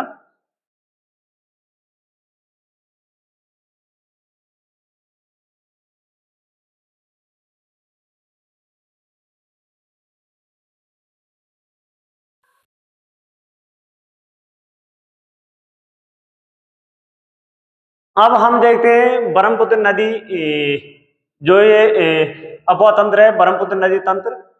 ब्रह्मपुत्र नदी तिब्बत की मानसरोवर झील के पूर्व तथा सिंधु एवं सतलुज के काफी नजदीक से निकलती है।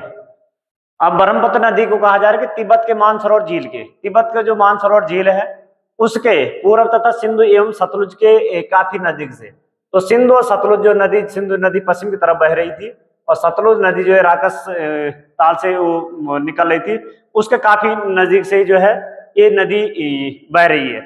तो जो ये सिंधु नदी है इस सिंधु नदी को देखते हैं, जो सिंधु नदी द्रोणी है।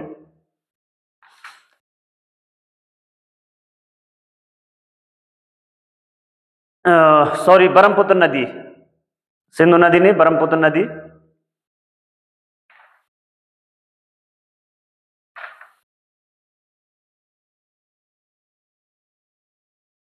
तो ये भी कैलाश मानसरोवर के जो है पास से निकल रही है, और इस नदी का, ये कैलाश मानसरोवर के पास से निकल रही है, और ये नदी जो है भारत में जब इंटर कर रही है तो अरुणाचल में नामचा बरवा से ये जो है भारत में इंटर कर रही है, और असम वाले क्षेत्र में ये जो है बहते हुए गुम्फित आकृति, जो मैंने इस प्रकार की नदी के द्वारा जो आकृति बताई थी कि इस प्रकार की आकृति बनाती है, इस प्रकार की आकृति बनाती है। तो ये जो है डेल्टा जैसी आकृति तो है, लेकिन इन आकृतियों को गुम्फित आकृति कहा जाता है। तो गुम्फित आकृतियों का निर्माण जो है नदी करती है, और ये आकृति गुम्फित आकृति। तो जो ये सिंधु नदी है, ये जो पहाड़ों से निकल रही है, ये इसकी बहुत पतली धारा रहती है, और इसकी जो है पतली धारा होने के कारण ये जो सेडिमेंट पहाड़ों से कम लाती है। लेकिन जब आगे, अच्छा ध्यान रखने की, जो विसर्प आकृति नदियां, तो हिमालय की जो नदियां हैं ये पहाड़ों में भी विसर्प आकृतियां बनाती है, पहाड़ों में भी जो है सर्प जैसी आकृतियां बनाती है। तो पहाड़ों में भी, यानी जो हमने देखा था कि ये जो है मध्य भाग में और निचले भाग में विसर्प आकृति, लेकिन जो पहाड़ों से निकलने वाली नदियां हैं ये पहाड़ों में भी, ऊपरी भाग में भी कुछ नदियां विसर्प आकृति, कुछ नदियां ऊपरी भाग में विसर्प। तो यहाँ पर जो एक तिब्बत वाला क्षेत्र है, इस क्षेत्र में इस नदी को जो है सांगपो के नाम से जाना जाता है।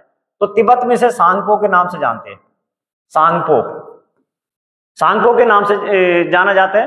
भारत में जो है ये इंटर करती है, तो नामचा बरवा से जो है ये इंटर करती है, और वहां पर अरुणाचल वाले क्षेत्र में, तो वहां पर इसे दिहांग के नाम से जाना जाता है। दिहांग, इसी नदी का नाम है दिहांग। तो यहाँ पर जो है अरुणाचल वाले में, यहाँ पर जो है नामचा बरवा को काट करके, और यहाँ पर ये यू टर्न ले रही है। तो यहाँ पे यू टर्न ले रही है और गहरे गॉर्ज का निर्माण कर रही है। इसके बाद जो है इस नदी में दिबांग, लोहित, इधर से दिबांग, दिबांग इधर से जो है लोहित, ये कुछ जो है महत्वपूर्ण नदियां आकर के मिलती है। इस साइड से भी कुछ नदियां आती है, जो सुवन सीरी है, और जो है यहाँ से जो है बहुत सारी नदी आकर मिलती है। और ये नदी जब असम के क्षेत्र में पहुंचती है, तो यहाँ पर जो है असम के मैदान में पहुंचती है, तो यहाँ इसका जब स्लोप कम हो जाता है, तो ये क्या करते हैं कि विभिन्न ऐसे भागों में बन जाती है, और एक तो गुम्फित आकृति का निर्माण करती है, और दूसरा यहाँ नदी द्वीप बनाती है।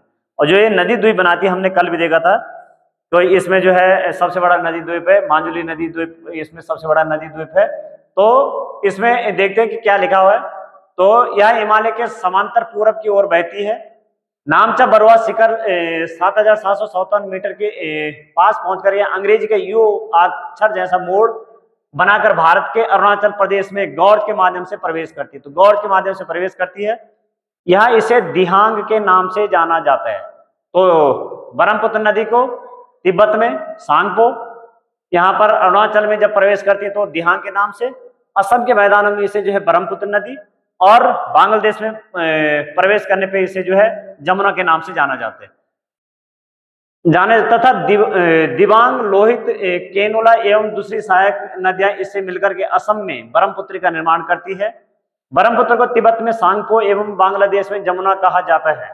तिब्बत एक शीत एवं शुष्क मरुस्थल क्षेत्र है। तो ये हमने जो है कल देखा था, ये जो है मरुस्थल है, तिब्बत शीत और शुष्क मरुस्थल है, तो ठंडा मरुस्थल है।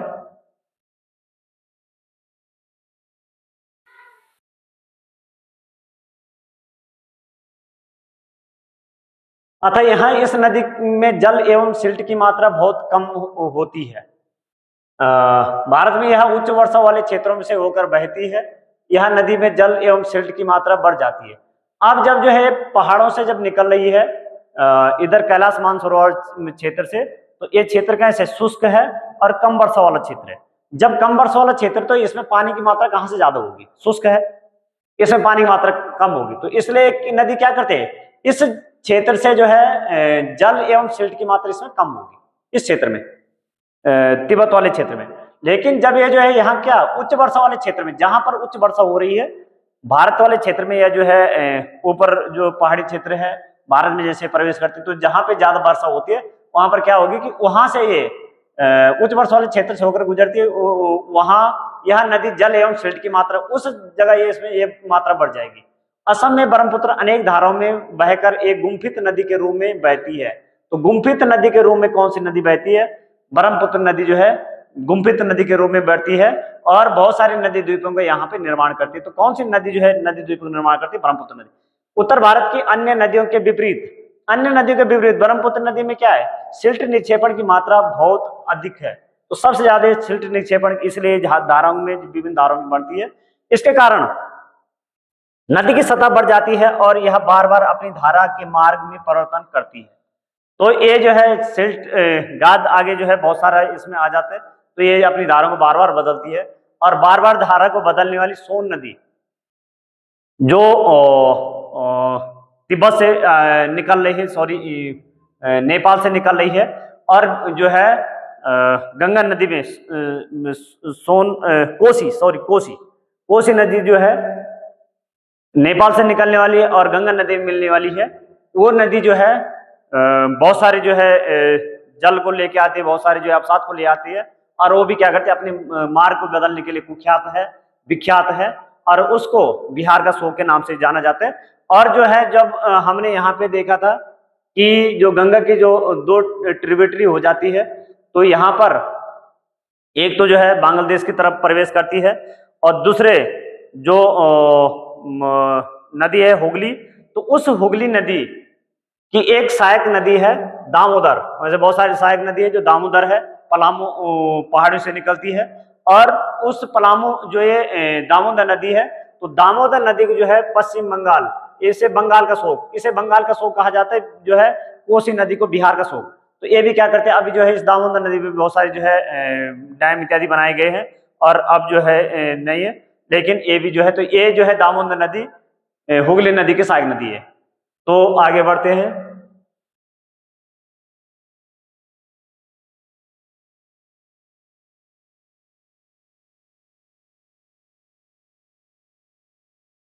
अब देखते हैं प्रायद्वीप नदियां। प्रायद्वीप भारत की नदियां, प्रायद्वीप भारत में मुख्य जल विभाजक का निर्माण पश्चिम घाट द्वारा होता है।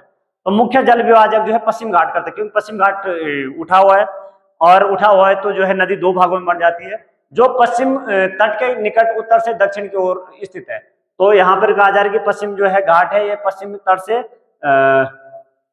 ये जो है कहा जा रहा है कि उत्तर से दक्षिण की ओर स्थित है, उत्तर से दक्षिण की तरफ ये है। प्रायद्वीप भाग की अधिकतर मुख्य नदियां जैसे महानदी, गोदावरी, कृष्णा तथा कावेरी पूरब की ओर बहती है तथा बंगाल की खाड़ी में गिरती है। तो ये जो है मुख्य नदी पूरब की तरफ बह रही है और ये डेल्टा का निर्माण करती है। ये नदी अपने मुहाने पर डेल्टा का निर्माण करती है। तो महानदी, गोदावरी, कृष्णा, कावेरी डेल्टा का निर्माण करती है। नर्मदा एवं तापी दो ही बड़ी नदियां हैं जो पश्चिम की ओर बहती है और ज्वार नदमुख का निर्माण करती है। तो दो जो है महत्वपूर्ण नदियां कहा जा रहा है कि ये जो है किस तरफ बहती है, पश्चिम की तरफ बहती है, और ये क्या करती है, ज्वार नदमुख का निर्माण करती है। और ज्वार नदमुख का निर्माण का मतलब है कि ये एस्चुरी बनाती है, और ये पश्चिम की तरफ बहती है, अरब सागर में अपना जल गिराती है। प्रायद्वीप नदियों की अपवाद्रोणियां आकार में अपेक्षाकृत छोटी है। इनकी जो अपवाद्रोणियां आकार में छोटी, क्योंकि यहाँ पे जो है ये नदियां वर्षा के पानी से ही इनको जल मिल पाता है, तो इनकी अपवाद्रोणियां छोटी है।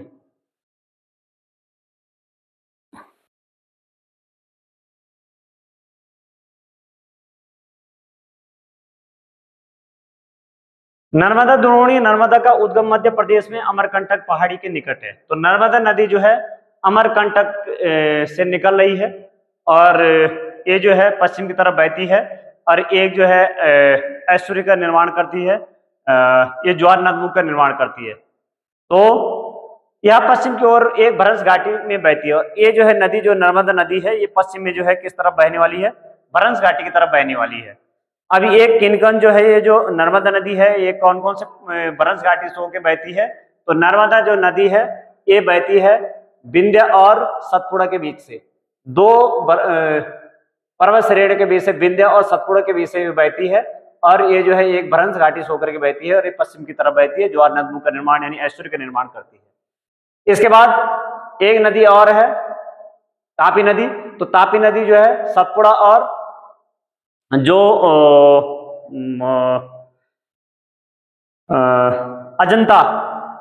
अजंता पहाड़ियां हैं इनके बीच से बहती है और ये भी जो है क्या करती है, ये भी भ्रंश घाटी से होकर बहती है। तो ये दो नदियां हैं जो भ्रंश घाटी से होकर बहती है और क्या करती है, ये एस्चुरी का निर्माण करती है। पश्चिम की तरफ जो है बहने वाली नदियां और जो है देख लेती है। तो साबरमती नदी, गुजरात में साबरमती नदी है, ये भी पश्चिम की तरफ बहती है और ये भी जो है अपना जो जल है ये पारादीप नदी है, ये भी जो है पश्चिम की तरफ बहती है और उसके बाद जो है अरब सागर में अपना जल गिराती है। उसके तरफ माही नदी है, माही नदी, तो माही नदी भी जो है पश्चिम की तरफ बहती है और ये दो कर्क रेखा को दो बार काटती है। तो आप लोग ध्यान रखना कि माही नदी जो है कर्क रेखा को दो बार काटती है और जो है नर्मदा नदी हमने देखा अमरकंटक से निकलती है। तापी नदी मध्य प्रदेश में जो है बैतूल जिले से निकलती है और सतपुड़ा और अजंता के बीच से ये निकलती है। सतपुड़ा और अजंता की पहाड़ियों के बीच से निकलती है। उसके बाद मांडवी गोवा की नदी है। तो ये जो है जो मांडवी नदी है ये गोवा की नदी है। तो ये जो है ये भी जो है पश्चिम की तरफ बहती है मांडवी नदी और यहाँ पे अरब सागर की तरफ अपना जल गिराती गोवा की नदी है। उसके बाद ज्वारी नदी है, ज्वारी नदी जो है गोवा की नदी है, ये गोवा की जीवन रेखा कहलाती है ज्वारी नदी। तो ये जो है गोवा की नदी और गोवा की जीवन रेखा कहलाती है, ये भी जो है पश्चिम की तरफ बहती है। उसके बाद जो है शरावती नदी है। तो शरावती नदी जो कर्नाटक में है, तो ये भी जो है पश्चिम की तरफ, इसमें जो है जोग जलप्रपात, शरावती नदी पे सबसे ऊंचा जो जलप्रपात है ये जोग जलप्रपात शरावती नदी पे है, ये पश्चिम की तरफ बहती है और अरब सागर में अपना जल गिराती है। और इसको जो है इसमें जोग जलप्रपात या उस जलप्रपात को गोरसभा जलप्रपात या महात्मा गांधी जलप्रपात के नाम से जाना जाता है। उसके बाद गंगा बेली है, वो भी जो है पश्चिम की तरफ बहती है। उसके बाद पेरियार अन्नामलाई से बहती है और केरल की जो है पेरियार जो नदी है ये भी केरल की नदी है, पेरियार नदी केरल की नदी है और ये भी जो है पश्चिम की तरफ बहती है और ये जो है केरल की जीवन रेखा कहलाती है, केरल की जीवन रेखा पेरियार नदी। उसके बाद भरत पूजा नदी जो है जो केरल की ये सबसे लंबी नदी है, तो भरत पूजा जो है पश्चिम की तरफ बहती है। इसके बाद जो है जो प्रायद्वीपीय भारत की जो पूरब की तरफ जो है बहने वाली नदी है, जो अपना जो है जल बंगाल की खाड़ी में गिराती है, तो इस तरफ जो है सुवर्ण रेखा नदी है उड़ीसा में। तो ये जो है अपना जल बंगाल की खाड़ी में गिराती है। उसके बाद जो है इधर बैतरणी नदी है, महानदी है, गोदावरी है, कृष्णा है। तो यहाँ पर जो है महानदी है, महानदी पे ही हीरा कुंड जो है बांध बनाए गए हैं, तो महानदी भी अपना जल पूर्व की तरफ गिराती है। गोदावरी है, तो गोदावरी जो है इसे जो है दक्षिणी गंगा, गोदावरी नासिक से निकलते, त्रिवेंकेश्वर से निकलते गोदावरी नासिक से, त्रिवेंकेश्वर से, और ये भी जो है अपना जल बंगाल की खाड़ी में गिराती है और इसे दक्षिण गंगा या बिरध गंगा, तो गोदावरी को दक्षिण गंगा या बिरध गंगा के नाम से आप लोग ध्यान रखना, गोदावरी को दक्षिण गंगा या बिरध गंगा के नाम से जानते हैं। उसके बाद जो है कृष्णा, तो कृष्णा जो है महाराष्ट्र में महाबलेश्वर से निकलती है कृष्णा नदी और वो भी अपना जल जो है बंगाल खाड़ी में गिराती है। उसके बाद कावेरी, तो कावेरी नदी कुर्ग जिले, कर्नाटक में कुर्ग जिले से निकलती है और ये जो है ये नदी कावेरी नदी जो है, कावेरी नदी दो राज्यों के बीच में जो विवाद का कारण है, तमिलनाडु और कर्नाटक के बीच में विवाद के कारण इसका जो है विवाद रहते, विवाद में रहती है। और ये नदी जो है दक्षिण भारत की गंगा, तो ये दक्षिण भारत की गंगा कावेरी नदी जो है दक्षिण भारत की गंगा, बिरध गंगा और जो है आपकी जो दक्षिणी गंगा है ये गोदावरी को कहा जाता है दक्षिण भारत की गंगा। लेकिन जो कावेरी नदी है तो ये जो है गोदावरी दक्षिण भारत की सबसे लंबी नदी है और कावेरी नदी ऐसी है कि जिसमें 12 महीने पानी रहते हैं। इसको जो है जो साउथ वेस्ट मानसून है इससे भी पानी मिलता है, और जो लौटता हुआ मानसून है उससे भी पानी मिलता है, क्योंकि यह जो आपका कोरोमंडल तट है, कोरोमंडल तट में बारिश होती है, और इस क्षेत्र में जो है यहाँ पर जो है लौटते मानसून से पानी, तो ये जो है पूरे साल भर ये जो है पानी रहती है इसमें, तो इसलिए इसे दक्षिण भारत की गंगा कहा गया है। उसके बाद बोगोई नदी है, जो बोगोई नदी यहाँ पर है, ये अपना जल जो गिराती है ये पाक की खाड़ी में गिराती है। और इसके बाद जो है अन्य क्या है, तो नर्मदा द्रोणी यहाँ पर दे रखे, तो नर्मदा द्रोणी को देख लेते हैं कि नर्मदा द्रोणी के बारे में यहाँ पर क्या कहा गया है। तो समुद्र तक पहुंचने के क्रम में यह नदी बहुत से दर्शनीय स्थलों का निर्माण करती है, नर्मदा नदी। अब समुद्र तक पहुंचने से पहले ये जो है बहुत सारे दर्शनीय स्थलों का निर्माण करती है। तो दर्शनीय स्थलों के जो है ये क्या करे कि जबलपुर के निकट संगमरमर के सैलों में यह नदी गहरे गौर से बहती है, जहां यहाँ नदी तीव्र ढाल से गिरती है, यहाँ धुआंधार जलप्रपात, तो ये धुआंधार जलप्रपात का निर्माण कर रही है जबलपुर में, और संगमरमर के जो है सैलों से बह रही है। नर्मदा नदी के संरक्षण के लिए मध्य प्रदेश सरकार द्वारा नमामि देवी नर्मदे नाम की एक परियोजना प्रारंभ की गई, जो है किस नदी के लिए की गई, नर्मदा नदी के लिए। और किस जो है प्रदेश सरकार ने, तो नर्मदा जो है मध्य प्रदेश सरकार ने। तापी का उद्गम मध्य प्रदेश के बैतूल जिले में सतपुड़ा की श्रृंखलाओं में है, और यह भी नर्मदा के समांतर एक भ्रंश घाटी में बहती है, लेकिन इसकी लंबाई बहुत कम है। पश्चिम की ओर बहने वाली मुख्य नदियां साबरमती, माही, भरतपूजा तथा पेरियार। तो ये हमने देखा कि पेरियार जो है केरल की जीवन रेखा है, और ये भरतपूजा केरल की सबसे लंबी नदी है, और माही नदी जो है जो कर्क रेखा को 2 बार काटती है। तो यहाँ पर गोदावरी जो द्रोणी है इसको देख लेते हैं, गोदावरी द्रोणी के बारे में जो है क्या है। तो गोदावरी द्रोणी की, गोदावरी सबसे बड़ी प्रायद्वीपीय नदी है, यह महाराष्ट्र के नासिक जिले में पश्चिम घाट की ओर ढालों से निकलती है। इसकी लंबाई लगभग 1500 किमी है, यहाँ बहकर बंगाल की खाड़ी में गिरती है। प्रायद्वीप नदी में इसका अपवाह तंत्र सबसे बड़ा है, तो जो गोदावरी है इसका जो है अपवाह तंत्र सबसे बड़ा है। गोदावरी में अनेक सहायक नदियां मिलती है, जैसे पूर्णा, वर्धा, प्राणहिता, मंजरा, बेन गंगा, पेन गंगा। बड़े आकार और विस्तार के कारण इसे दक्षिण गंगा, तो बड़े आकार और विस्तार के कारण इसे जो है दक्षिण गंगा के नाम से जाना जाता है। तो कारण भी है कि गोदावरी को दक्षिण गंगा क्यों कहा जाता है, तो बड़े आकार के कारण इसको जो है दक्षिण गंगा के नाम से जाना जाता है। अब यहाँ पे जो है महानदी द्रोणी, तो महानदी द्रोणी में यहाँ पे देखते हैं कि महानदी द्रोणी के बारे में यहाँ पर क्या है। तो महानदी का उद्गम छत्तीसगढ़ की उच्च भूमि से है, तथा यहाँ ओडिशा में बहते हुए बंगाल की खाड़ी में मिल जाती है। इस नदी की लंबाई 860 किमी है, महाराष्ट्र के पश्चिम घाट में महाबलेश्वर के निकट।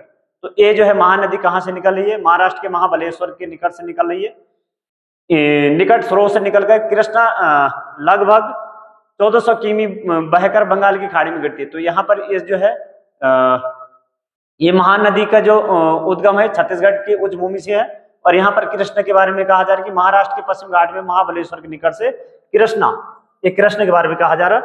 ये 1400, इसकी लंबाई, कृष्ण की लंबाई 1400 किलोमीटर बहकर के बंगाल की खाड़ी में गिरती है। तुंगभद्रा, कोयना, घाटप्रभा, मूसी तथा भीमा इसकी सहायक नदी। तो ये कृष्ण की सहायक नदियां तुंगभद्रा, कोयना, घाटप्रभा, मूसी और भीमा इसकी सहायक नदियां बताई गई है। अब यहाँ पे हम कावेरी द्रोणी देखते हैं।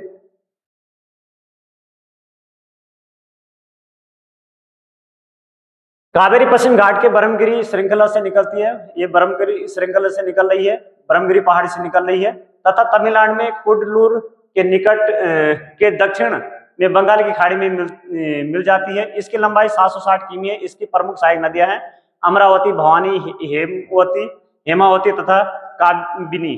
भारत में दूसरा सबसे बड़ा जल प्रपात कावेरी पे, तो कावेरी पे भारत का दूसरा सबसे बड़ा जलप्रपात है। यानी जो पहला जो है सबसे बड़ा जो जलप्रपात हमने देखा था वो शरावती नदी पे था, जो जोग जलप्रपात था, यह जो है महात्मा गांधी जलप्रपात था। और कावेरी पे दूसरा जो है सबसे बड़ा जलप्रपात है, इसे शिव समुद्रम के नाम से जाना जाता है। और जो है हमने जो नर्मदा नदी पे देखा था धुआंधार जलप्रपात देखा था। इस जलप्रपात द्वारा उत्पादित विद्युत, यहाँ से जो विद्युत उत्पादन होता है ये मैसूर, बंगलोर तथा कोलार स्वर्ण क्षेत्र को प्रदान की जाती है। तो किस किस क्षेत्र को इसके जो है जो यहाँ से बिजली उत्पादित होते कहाँ कहाँ के लिए कहाँ कहाँ दी जाती है। इसके बाद जो है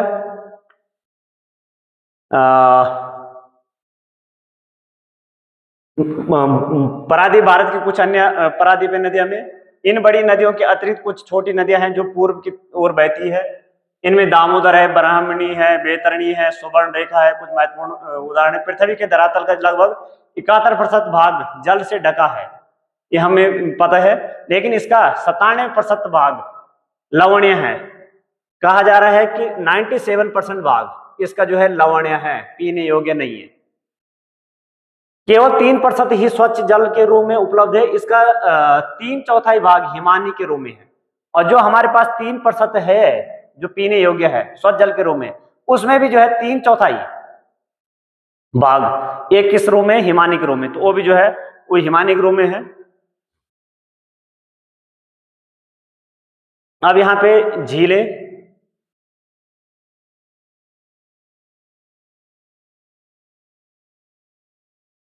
तो यहाँ पर जो है झीलें देख लेते हैं झीलों के बारे में।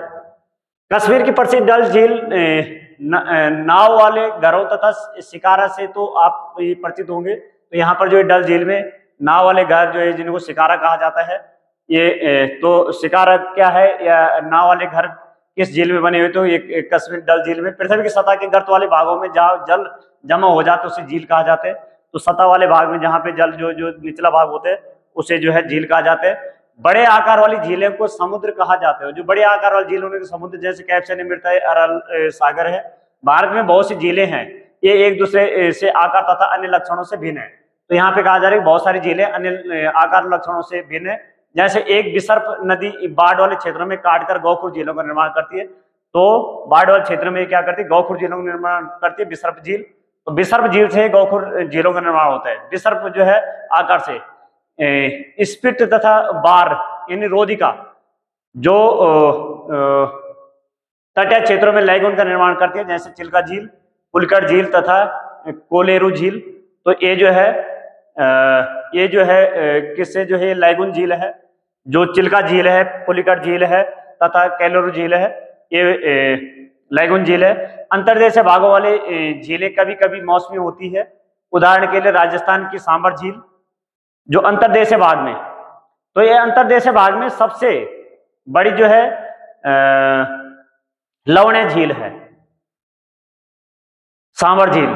और यदि तटीय क्षेत्र में देखा जाए तो तटीय क्षेत्र में सबसे बड़ी जो है लवणीय झील है चिल्का झील। इस बात का आप लोग ध्यान रखना। उदाहरण के राजस्थान की ये जो एक लवण जल वाली झील है, इसके जल का उपयोग नमक के निर्माण के लिए किया जाता है। जल विद्युत उत्पादन के लिए नदियों पर बांध बनाने से भी झील का निर्माण हो जाता है। जैसे गुरु गोविंद सागर, ये भागड़ा नागल परियोजना के पीछे जो बनी हुई गोविंद सागर झील है।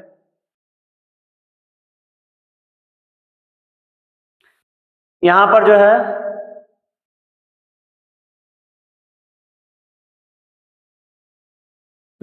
नागार्जुन सागर नदी परियोजना जो है नदी पे है, ये कृष्ण नदी पे नागार्जुन सागर परियोजना।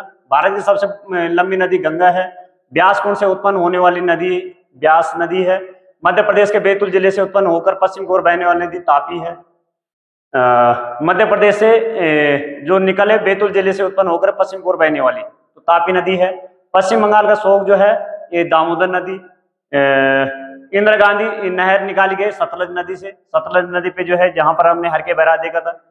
रोहतांग दर्रे के पास से एक नदी निकल रही है रावी नदी। और प्रायद्वीप भारत की सबसे लंबी नदी है गोदावरी। ये आप लोग ध्यान रखना कि सबसे लंबी नदी गोदावरी है।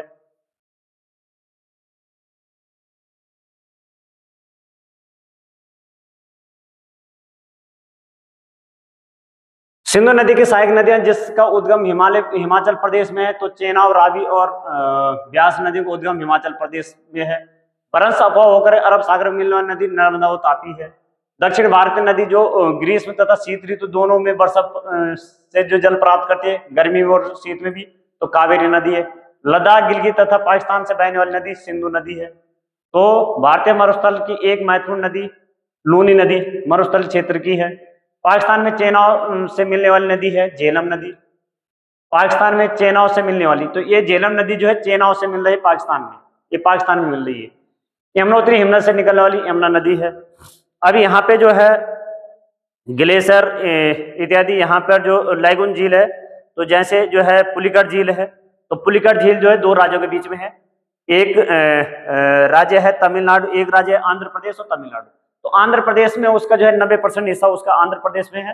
पुलिकट झील एक लैगून झील है, और लैगून झील जो है ये नदियों के द्वारा निर्मित झील होती है। तो नदियां का जो जल है ये भूमि की तरफ जो है आ जाता है, और इधर झील का निर्माण होता है, लैगून झील का कहलाते हैं। तो ये जो है, और 10% उसका तमिलनाडु में है, और वहीं पे श्रीहरिकोटा भी है जहां पर सतीश धवन अंतरिक्ष स्टेशन है। और चिल्का झील जो है, चिल्का झील में बुलर द्वीप भी है जिसे अब्दुल कलाम द्वीप के नाम से जाना जाता है। यहाँ पर जो मिसाइल परीक्षण भी किया जाता है। और यहीं पे चिल्का झील में इरावदी जो डॉल्फिन है ये वहीं पे पाई जाती है।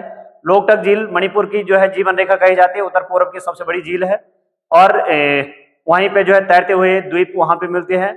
वहीं पे जो है संगाई हिरण मिलता है, और वहीं पे जो है उसी झील के जो है जो लोकटक झील है उसके ही आसपास वहां पर जो एक राष्ट्रीय पार्क है, केबुल लामजाओ पार्क है। और मानव निर्मित झील में जैसे गोविंद बल्लभ भाई पंत सागर झील है, रिहिंद नदी पे रिहिंद जो बांध है, रिहिंद नदी पे रिहिंद बांध है, उसी के पीछे जो है गोविंद बल्लभ भाई पंत सागर झील है। मैटू डैम जो है कावेरी और तमिलनाडु में जो है मैटू डैम बनाए गए हैं।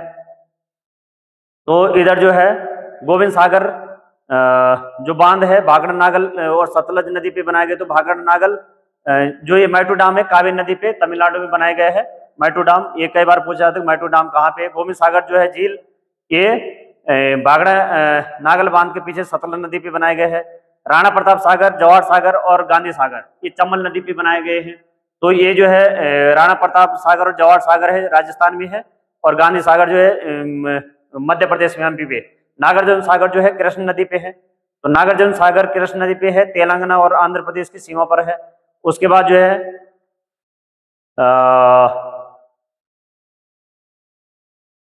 गुजरात कुछ जिले हम जो है प्रदेशों के हिसाब से देखें तो जो है जैसे हरियाणा में सूरजकुंड है, पंजाब में हरगे और रोपण है, जम्मू कश्मीर में बुलर है, शेषनाग है, अनंतनाग है, बेरीनाग है, लद्दाख में सोमरेरू झील है, और जो है इसमें मेघालय में उमियाम झील है, हैदराबाद में हुसैन सागर है, उस्मान सागर है। और जो है कुछ जो जैसे हमने जलप्रपात देखे थे तो नर्मदा में नदी पे धुआंधार जलप्रपात है, दुग्ध धारा है, कपिल धारा है। छत्तीसगढ़ में इंद्रवती नदी पे चित्रकूट जलप्रपात है जिसे जो है भारत का न्यागरा कहा जाता है। और जो है सुवर्ण रेखा पे झारखंड में हुडरू जलप्रपात है, और मांडवी नदी पे दूध सागर जलप्रपात है जो गोवा और कर्नाटक के बीच में है। और यहाँ पर जो है शरावती नदी पे हमने देखा था कि गोरसोपा जैसे महात्मा गांधी या जो है महात्मा गांधी जलप्रपात है, जोग जलप्रपात के नाम से जाना जाता है। तो ये हमने इसमें बहुत सारे देख लिया है। यहाँ पे जो कौन कौन से डैम इत्यादि उनको जो है अभी नहीं हो पाएगा, तो इसको भी अगले वो लेक्चर में देखेंगे। और ये आप लोगों के लिए परीक्षा की दृष्टि से बहुत ही महत्वपूर्ण होने वाला है। आप इनका रिवीजन कीजिए जितनी बार जो है, जब तक आपके जो है एक बार नहीं 2 बार आप कीजिए, और अधिक से अधिक लोगों को इसको जो है पहुंचाइए जिससे अधिक से अधिक लोगों को इसका जो है लाभ हो सके। और आप लोगों का एक ही काम होगा कि आप लोग जो है इसे रिवाइज कीजिए, आप लोग इसे जो है नोट डाउन कीजिए, आप लोग जो है नोट्स बनाइए, और अधिक से अधिक लोगों तक आप इसको पहुंचाइए। आप इसको जो है अधिक से अधिक लोगों को शेयर कीजिए, और आप इसे जो है देखिए। तो इसी के साथ जो है बहुत बहुत धन्यवाद। Thank you.